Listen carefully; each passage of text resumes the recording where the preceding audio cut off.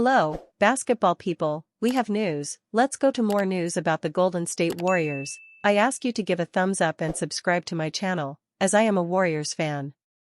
The Warriors played a great game and beat the Chicago Bulls. Now the team has a 13-12 record and continues to fight to qualify for the playoffs. In today's game, Jimmy Butler, Quentin Post, and Brandon Podziemski had solid performances and stood out.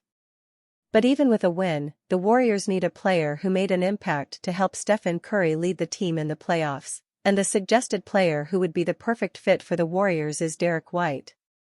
The Golden State Warriors have been connected to a wide range of trade targets this season, but one name continues popping up from insiders: Derek White. Dan Favale of Bleacher Report highlighted White as one of the top names Golden State should be watching, calling him a perfect kitchen sink target for any team operating on the Stephen Curry timeline. And with the Warriors exploring ways to get more out of a roster that hasn't fully clicked, the possibility naturally comes back into focus. Why Derek White fits what the Warriors need. Golden State has cycled through multiple backcourt partners for Curry. Some nights it's Brandon Podziemski. Others it's Moses Moody or Buddy Hield. None of the combinations have fully settled. White is the kind of guard who brings immediate stability. Greg Swartz of Bleacher Report outlined the case clearly. White brings elite point-of-attack defense, rim protection rare for his position, efficient decision-making, and the ability to space the floor without needing touches. He's also a proven playoff guard with championship equity, the exact traits the Warriors have been searching for. And, at 31, White still fits the Warriors' competitive window far better than most available guards. He's not a long-term rebuild piece.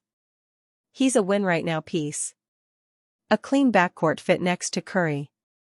Swartz went as far as to call White the perfect partner for a 37-year-old Curry, someone who can take the toughest guard assignments and help orchestrate the offense without bogging down spacing.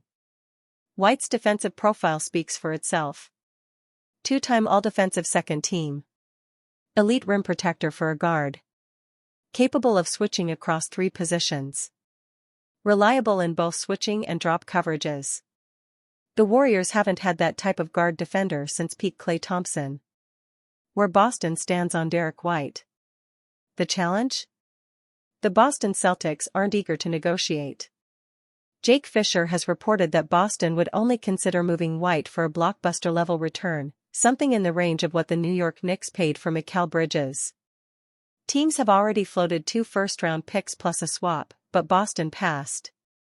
Boston's situation also looks very different than many expected. They're 14-9, have gone 8-2 in their last 10, and sit 5th in the East despite losing Jason Tatum for the season with an Achilles injury. What was supposed to be a retooling year near the bottom of the conference has turned into a showcase of depth and resilience. White and Jaylen Brown have carried a massive load, and the Celtics look capable of making real noise in the East with or without Tatum. Because of that, Boston's stance has been consistent. Mike Zarin has made it clear, the organization views White as a foundational piece, not someone they're eager to shop. Still, the NBA is fluid.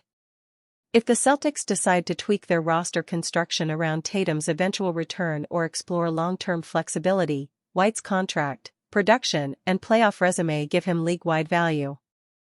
And should Boston ever open the door even slightly, the Warriors are one of the few teams positioned to make a legitimate, competitive offer.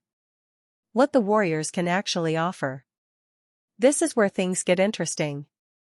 The Warriors can trade up to 4 first-round picks.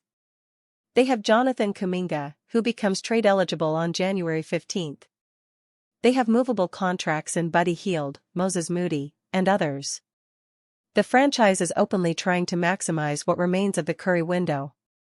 If Golden State truly decides White is the missing piece, the stabilizer, the connector, the guard who allows Curry and Jimmy Butler to conserve energy, they have the tools to enter serious talks.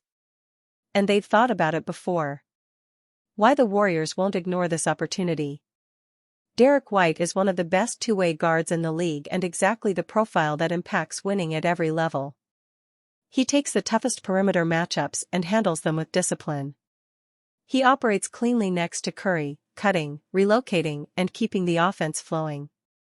His shooting keeps the floor spaced, and his feel for the game allows him to elevate any lineup he's in without shifting the team's identity. For the Warriors, a group trying to maximize Curry's window while staying realistic about what the roster needs, that blend of defense, IQ, and reliability is the kind of upgrade that actually moves the needle. Golden State won't chase a deal if Boston refuses to entertain offers, but they'll stay alert. They'll keep themselves in range. Because if White ever becomes available, the Warriors are one of the few teams with both the assets to make a real bid and the on-court ecosystem where he could thrive immediately. Warriors can now gift Stephen Curry the wish he's been missing upon injury return. The Golden State Warriors have been unable to grant Stephen Curry with a consistent starting backcourt partner since the departure of longtime teammate Klay Thompson, but that might be about to change once the 2x MVP returns from injury. DeAnthony Melton's return from a long-term knee injury in Philadelphia went as well as anyone could have expected, with the veteran guard offering impact on both ends as the Warriors nearly pulled off a stunning comeback victory. DeAnthony Melton may quickly become Stephen Curry's backcourt partner.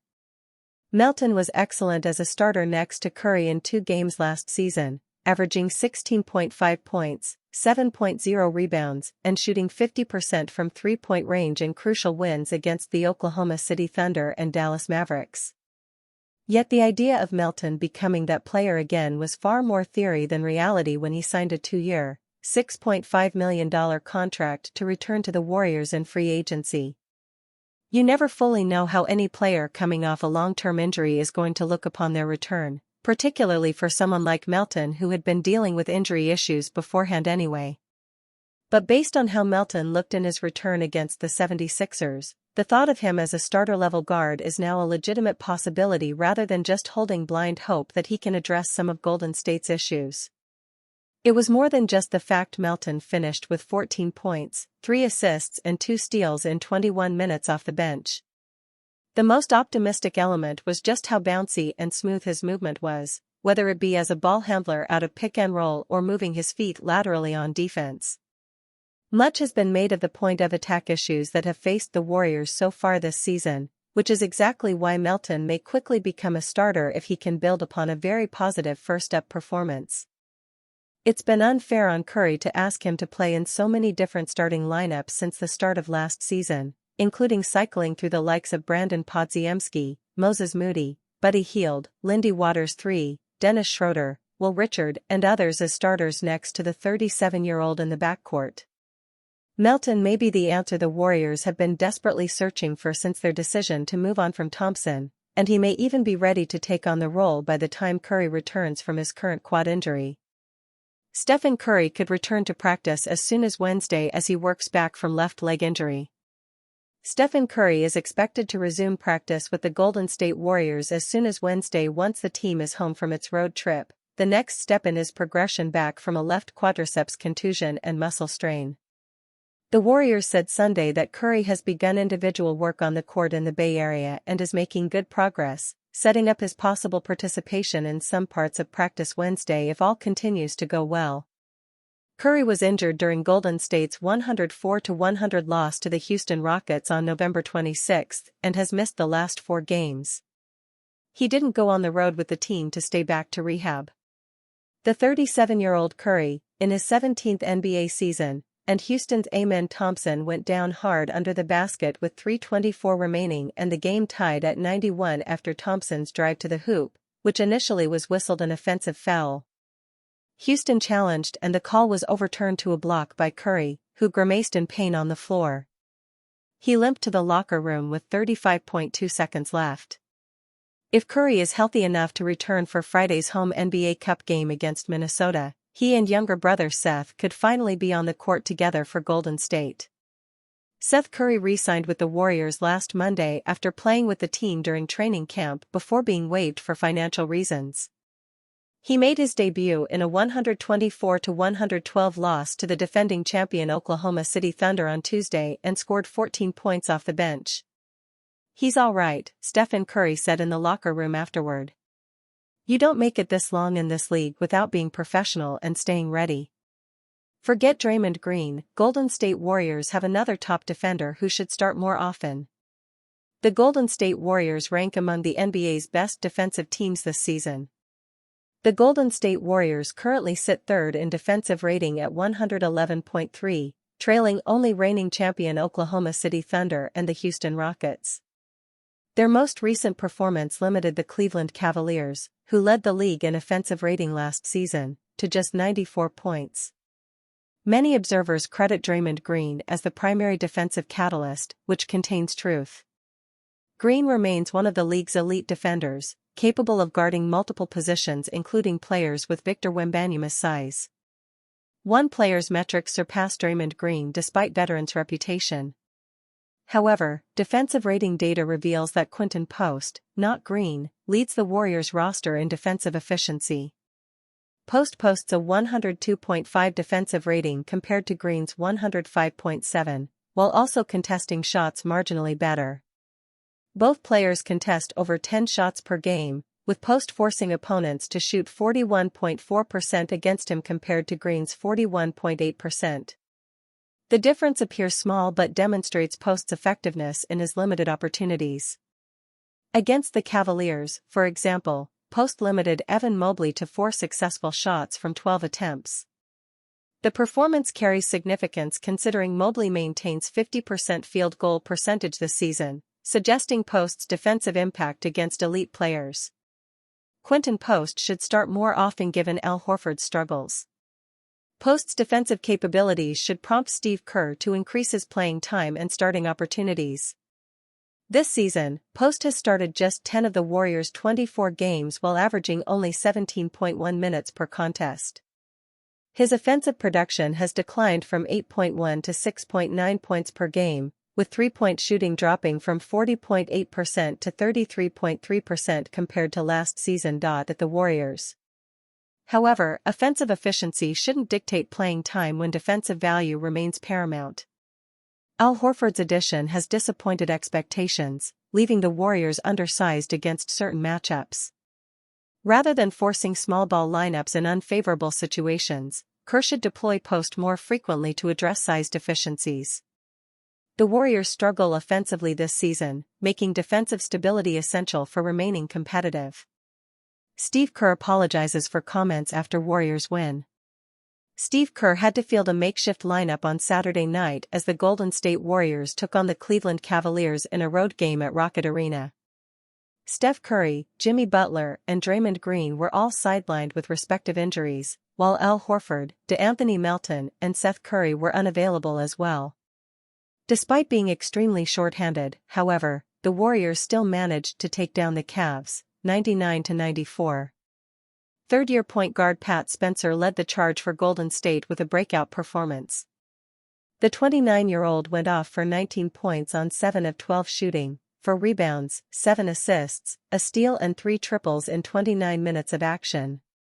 Coach Kerr got a little bit too excited over Spencer's performance during the post-game press conference, prompting an apology from the 4-time NBA champion coach. Spencer, who joined the Warriors in 2023 as an undrafted player, got his first career start on Saturday amid Golden State's injury woes. The former Northwestern Wildcats standout responded with an eye-opening performance. Spencer logged 16 points, 4 assists and 2 treys in Thursday's loss to the Philadelphia 76ers, and he made sure to keep his foot on the gas against the Cavs. Coach Kerr had a lot to say about Spencer after his career performance. The 4-time NBA champion coach had some high praise for his breakout guard.